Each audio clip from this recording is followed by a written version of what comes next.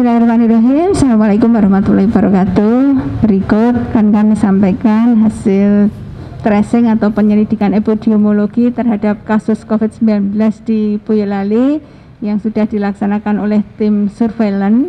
Sampai saat ini di Boyolali sudah bisa kita identifikasi ada 22 klaster. Yang mana klaster pertama itu yang terbanyak ya. Terbanyak menurut jumlahnya itu berasal dari klaster Pasar Peterongan. Ada 22 kasus yang terkait dengan klaster Pasar Peterongan dan statusnya saat ini alhamdulillah sudah berhenti. Jadi penularannya sudah selesai. Kemudian yang kedua ini adalah klaster Jakarta. Sampai saat ini teridentifikasi ada 20 kasus.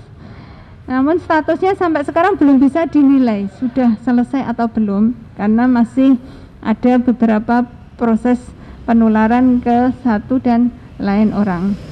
Kemudian yang ketiga adalah klaster lamaran atau klaster Gudang Selamet.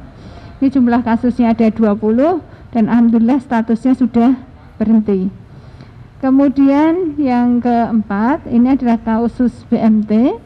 Ini ada 18 kasus yang terkait dan saat ini statusnya masih berlangsung karena beranak sampai ke lini 3. Kemudian yang kelima adalah klaster Mertideso. Mertideso yang di Desa Kalangan, Kecamatan Klego, ini jumlahnya ada 10 dan statusnya alhamdulillah juga sudah berhenti. Kemudian yang keenam itu klaster nakes atau tenaga kesehatan. Ini ada 9 dan sampai saat ini belum bisa dinilai karena masih ada beberapa yang menunjukkan penularan. Kemudian yang ketujuh itu adalah klaster Goa, jumlahnya 7, alhamdulillah sudah berhenti. Kemudian ada nakes dari Puskesmas Kemusuh, ini jumlah juga ada 7, ini juga sudah berhenti. Kemudian klaster dari Desa Sampetan, lereng Gunung Merbabu, ini ada 7, statusnya juga sudah berhenti. Kemudian yang ke-10, klaster yang berasal dari tenaga kesehatan Rumah Sakit Dr. Muardi, ini ada 6, statusnya masih berlangsung. Kemudian yang ke-11 itu adalah klaster pelayaran, klaster yang pertama kali muncul di Boyolali, jumlahnya 6, statusnya sudah berhenti. Kemudian yang ke-12 itu klaster sosialita, jumlahnya ada 6 dan sampai saat ini statusnya masih berlangsung. Kemudian yang ke-13 ini klaster TRC BPBD, ini ada 6 dan statusnya masih berlangsung.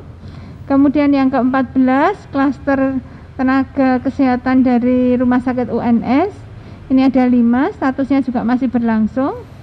Kemudian ada klaster dari Semarang atau KKP, ini ada 5 dan masih berlangsung juga.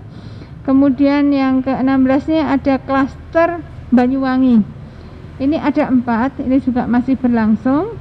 Kemudian yang ke-17 ini klaster dari Demak, ini ada 4 orang, statusnya berhenti. Kemudian ada klaster dari Diba, ini jumlahnya juga 4, ini sekarang sudah berhenti statusnya.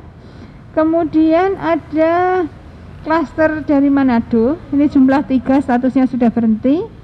Kemudian yang ke-20 ini ada klaster dari PPDS Rumah Sakit Dr. Muardi, jumlahnya ada 3, statusnya masih berlangsung. Dan yang terakhir itu klaster yang berasal dari Solo, ini jumlahnya hanya 3 dan saat ini sudah berhenti. Demikian yang bisa kami sampaikan terkait dengan perkembangan status klaster yang berkembang di wilayah Kabupaten Boyolali. Terima kasih atas perhatiannya. Wabillahi taufiq wal hidayah. Wassalamualaikum warahmatullahi wabarakatuh.